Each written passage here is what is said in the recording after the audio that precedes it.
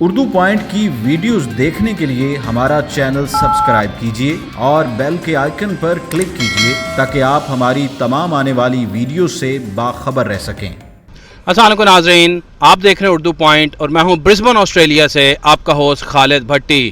ناظرین، آج میں بہت خوش ہوں اور میری خوشی کی وجہ بہت جینین ہے کیونکہ میرے ساتھ ایک ایسی شخصیت موجود ہیں جس کو نہ صرف میں جانتا ہوں، آپ جانتے ہیں، نہ صرف پورا پاکستان بلکہ پوری دنیا جانتی ہے۔ جی، میں معروف آرٹسٹ عظمیٰ گیلانی صاحبہ کی بات کر رہا ہوں۔ اور ناظرین، یہاں پہ آج ہمارے اکٹھے ہونے کا مقصد شوکت خانم بریسٹ کینسر اویئرنیس کمپین کے حوالے سے، جو کہ شوکت خانم میموریل ٹرسٹ ہاسپٹل کے انڈر ایک واک ہو رہی ہے، پنک واک، اس کے لیے ہم لوگ یہاں پہ اکٹھے ہیں۔ آئیے ہم اپنی باقاعدہ بات چیت کا آغاز عظمیٰ گیلانی صاحبہ سے کرتے ہیں۔ السلام علیکم عظمیٰ آپا، سب سے پہلے تو بہت شکریہ آپ یہاں پہ آئیں، آپ نے اردو پوائنٹ کو ٹائم دیا۔ وعلیکم السلام بھٹی صاحب، مجھے آپ کی اس کا جو آرگنائزیشن ہے اس کا نام مجھے شاید یاد نہ رہے۔ اردو پوائنٹ ہے، لیکن وہ زیادہ ضروری ہے یا میں آپ کا نام لے کے بات کروں؟ دونوں ہی بہت خوش ہوں گے۔ We both would be very much obliged. It's up to you. Whosoever you're giving more preference or priority. Okay, no, I give you preference. آپ پریفرنس میں دوں گی۔ تو خالد بھٹی صاحب، بہت شکریہ بیٹا آپ کا یہاں پر، کیونکہ مقصد جو ہوتا ہے وہ یہ نہیں ہوتا کہ آپ اپنی شہرت کروائیں، لیکن دوسرا اگر اس کا پوائنٹ آف ویو دیکھیں کہ آپ کے ذریعے سے میں کتنے لوگوں تک اور پہنچ سکتی ہوں، یہ بہت ہمارے لیے اچھا ہو جائے گا۔ تو جی عظمیٰ آپا، آپ کا بہت شکریہ۔ میں دوبارہ سے آپ کا بار بار اس لیے شکریہ ادا کر رہا ہوں کیونکہ میں خوشی بہت ہوں۔ اچھا، کینسر کے حوالے سے تھوڑا سا پلیز بتائیں گی کہ آپ نے کینسر کے ساتھ ایک بڑی جنگ تھی جو آپ نے لڑی، کس طرح سے لڑ پائیں آپ؟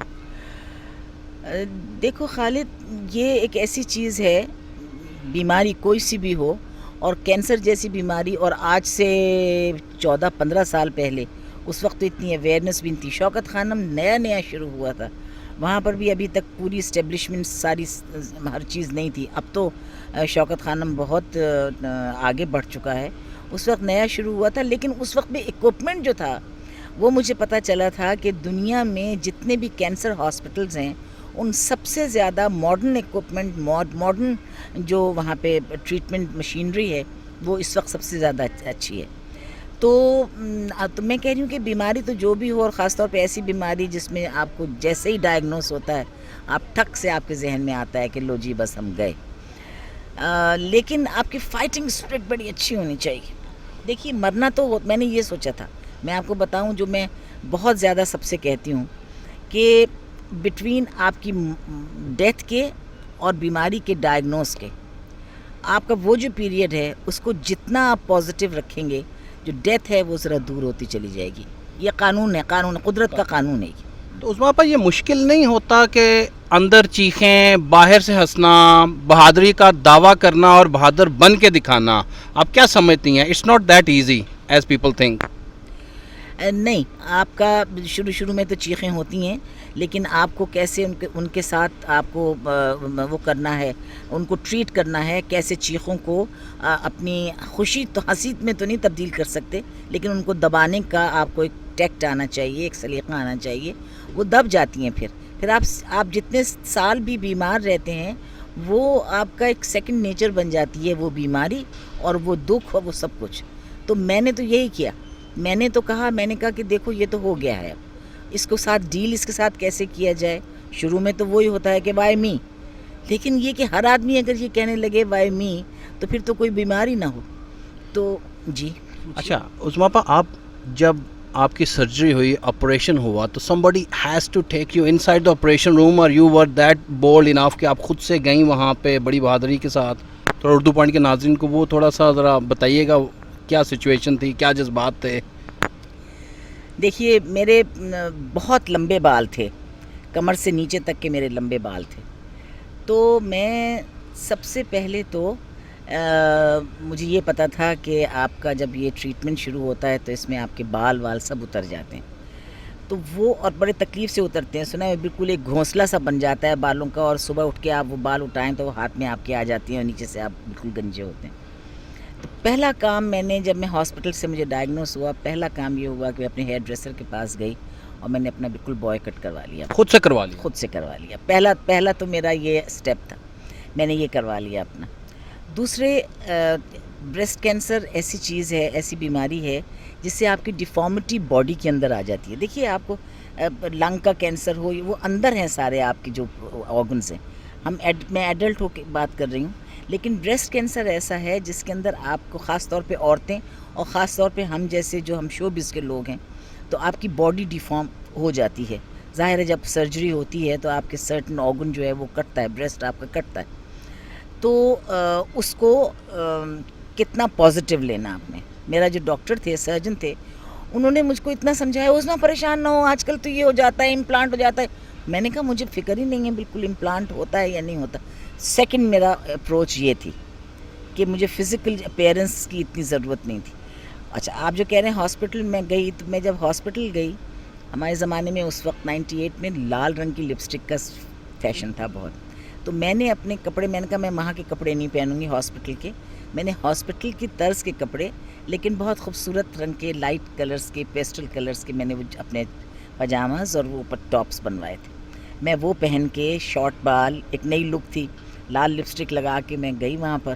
اور ظاہری بات ہے کہ سرجری میں لپسٹک تو اترتی نہیں ہے. واپس آئی, جب ٹھیک ٹھاک ہوئی تو باہر بہت تیز بارش ہو رہی تھی. عمر ہاسپٹل میں وہ کرتے تھے, سرجن تھے. باہر بارش ہو رہی تھی بہت, تو میں نے کہا مجھے بٹھا کے اس پہ ویل چیئر پہ لے کے چلو.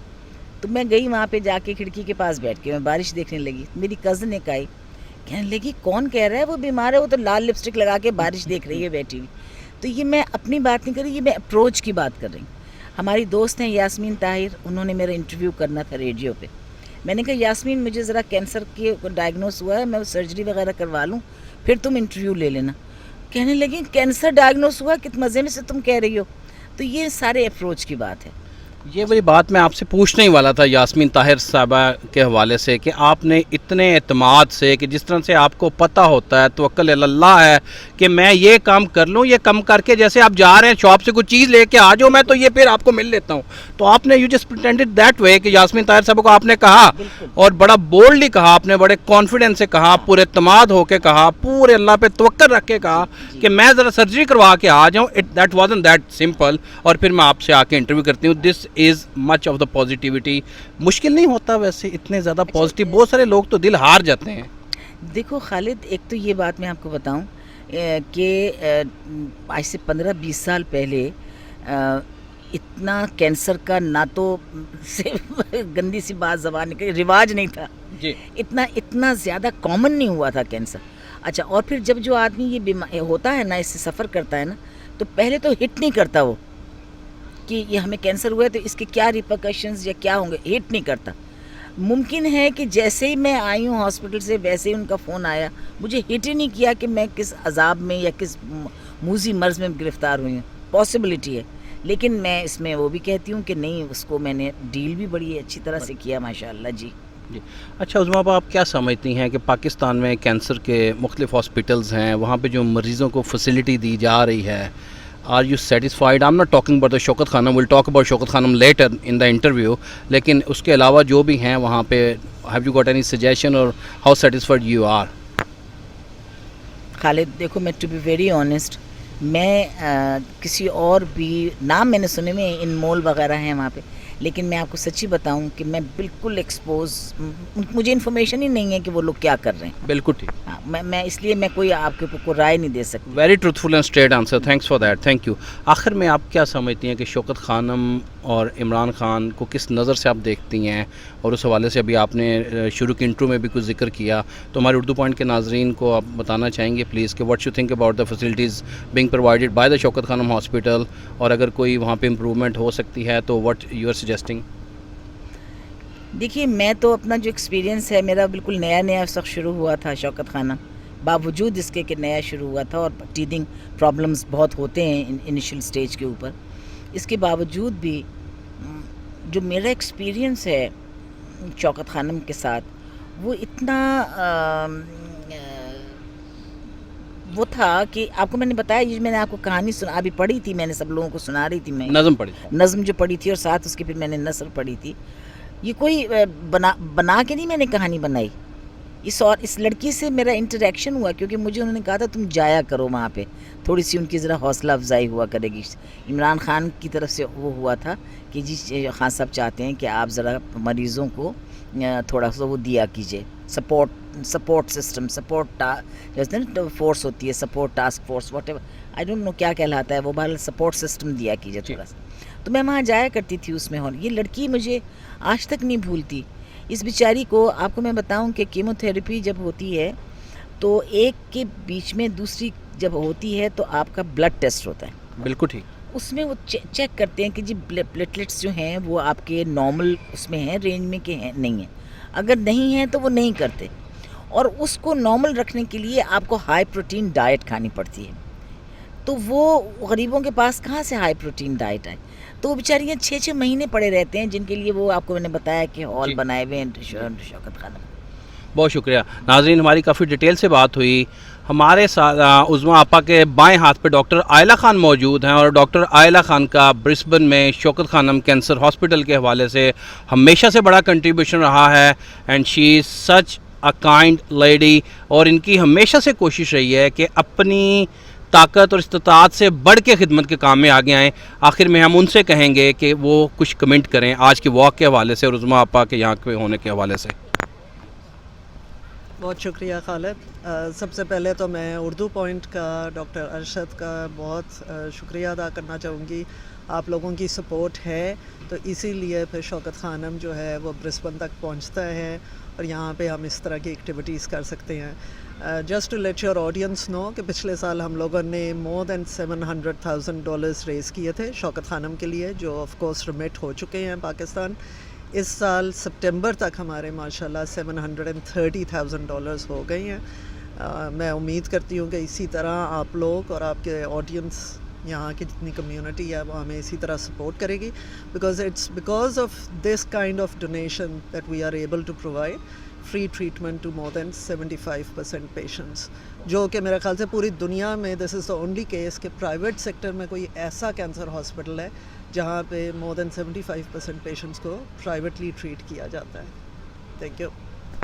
بہت شکریہ اردو پوائنٹ سے بات کرنے کے لیے. ناظرین میرے ساتھ بائیں ہاتھ پہ عظمیٰ آپا عظمیٰ گیلانی صاحبہ جو کہ ایک ہمت بہادری چیلنج کو ایکسیپٹ کرنے فائٹ کرنے گیو اپ نہ کرنے کی ایک روشن مثال ہیں اور ہم نے ان کے ساتھ کافی باتیں کی. میں دوبارہ سے پروگرام کے آخر میں عظمیٰ آپا کا اور ڈاکٹر عائلہ خان کا شکریہ ادا کرنا چاہوں گا. اپنے ہوسٹ خالد بھٹی کو برسبن آسٹریلیا سے اجازت دیجیے. اللہ حافظ.